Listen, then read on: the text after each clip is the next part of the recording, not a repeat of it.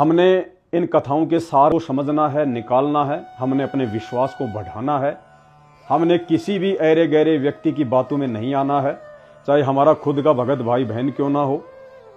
हमने ज्ञान को पकड़कर चलना है कि मेरे गुरु ने मेरे लिए क्या निर्देशित किया हुआ है, वो हमारे लिए सर्वप्रथम है।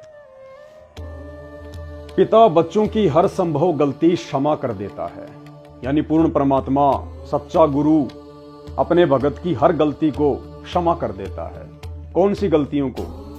जो गलतियां उस भगत ने सतगुरु के संपर्क में आने से पहले की हुई होती हैं। अवगुण मेरे बाप जी बख्शो गरीब निवाज, जो मैं पूत कपूत हूं बहुर पिता को लाज। हम आत्माओं को नादान समझकर, इस तत्व ज्ञान से अपरिचित समझकर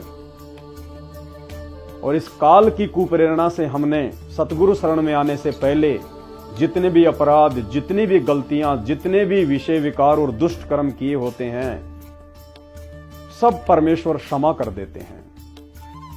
क्षमा करने का मतलब यह नहीं है कि परमात्मा हमारे उन तमाम पिछले जन्म जन्मांतरों के पाप कर्मों को नष्ट कर देते हैं, उनका सत्यानाश कर देते हैं। नहीं, परमात्मा ऐसा नहीं करते हैं।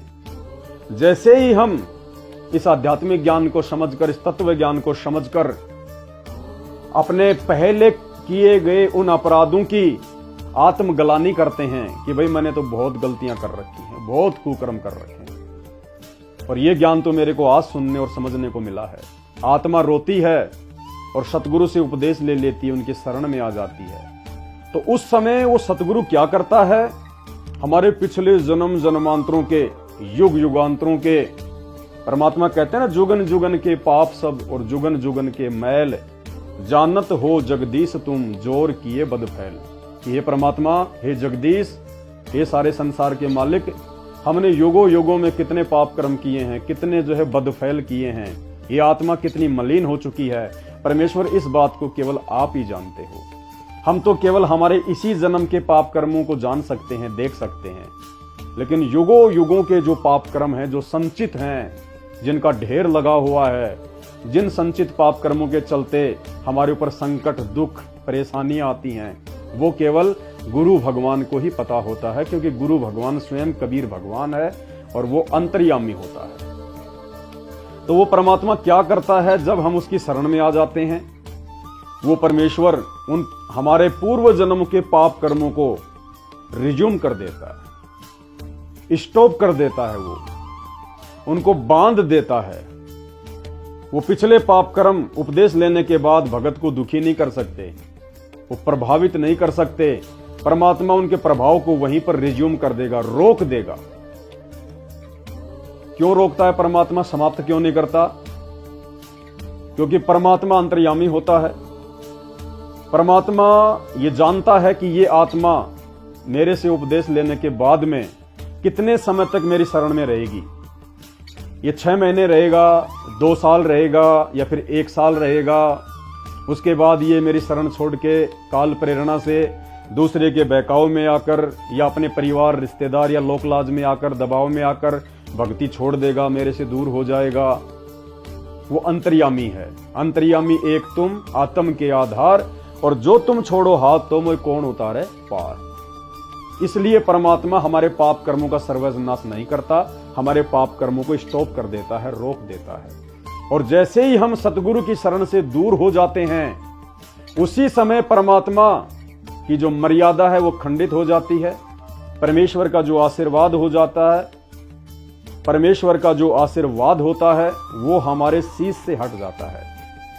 और जो हमारे पाप कर्म युगों युगों के परमेश्वर ने बांध के रखे हुए थे, रोक के रखे हुए थे, उनको परमात्मा वापस सुचारू कर देता है।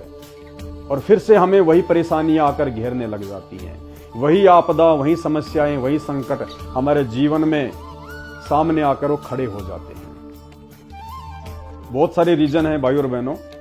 बहुत सारे भगत भाई बहन नाम उपदेश लेते हैं। एक भाई कहता है कि भैया मेरे को तो नाम लेते ये फायदा हो गया, मेरे को ये लाभ हो गया, मेरा वो रोग समाप्त हो गया जो डॉक्टरों ने हाथ खड़े कर दिए थे। और एक कहता कि मैंने तो 2 साल से नाम ले रखा है, 6 महीने हो गए, मुझे तो कोई विशेष लाभ ही नहीं हुआ। तो भाई और बहनों, इसका यही रीजन होता है। उस अंतर्यामी परमात्मा को मालूम होता है कि ये आत्माएं किस भाव से मेरे से जुड़ रही हैं।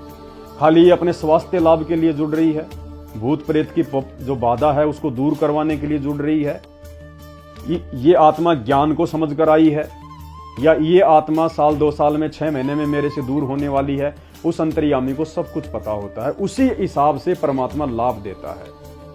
तो जो आत्मा ये ठान लेती है कि मुझे तो भक्ति करनी है, ऐसा ज्ञान और भगवान दोबारा नहीं मिलेगा, मुझे तो आत्म कल्याण करवाना है, अगर मेरे दुखों का भी कोई निवारण करेगा तो धरती पर केवल यही परमात्मा है।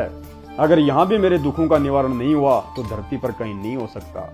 यानी परमात्मा देख लेता है कि ये आत्माएं सुख में या दुख में, छोटे मोटे दबाव में, परेशानियों में, लोकलाज में मेरी शरण से दूर नहीं होने वाली है, तो उस आत्मा के पाप कर्मों को परमात्मा नष्ट कर देता है, रोक कर नहीं रखता, बांध कर नहीं रखता।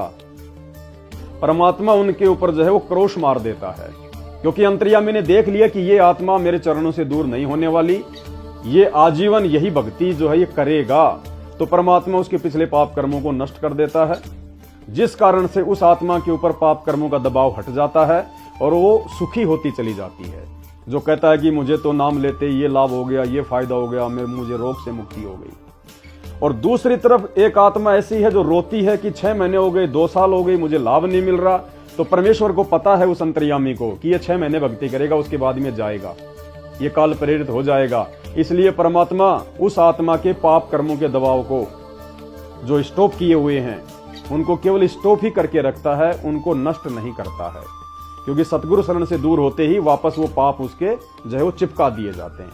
तो भाई और बहनों, ये रीजन है। इसलिए हमने परमेश्वर सतगुरु रामपाल जी भगवान का ज्ञान, उनकी शरण बहुत ही सोच समझ कर जो है वो ग्रहण करनी है।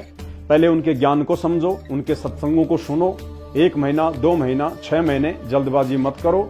अच्छे से पहले इस बात से परिचित हो जाओ कि यदि धरती पर ज्ञान है तो संत रामपाल जी का है, यदि कोई पूर्ण संत है तो केवल संत रामपाल जी हैं, और गुरु रूप में यदि कोई भगवान, कोई अल्लाह, कोई परमात्मा है तो संत रामपाल जी हैं।